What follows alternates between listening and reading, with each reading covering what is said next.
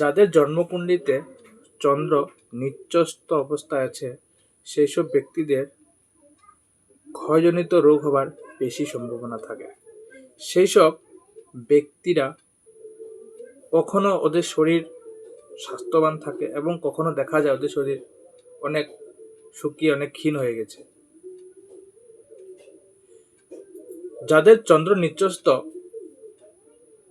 সেই সব ব্যক্তিদের সবসময় সর্দি কাশি কফের সমস্যা লেগেই থাকে।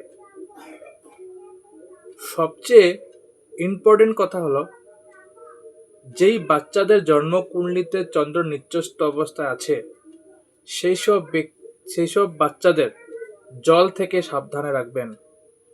জল থেকে বিপদ হতে পারে।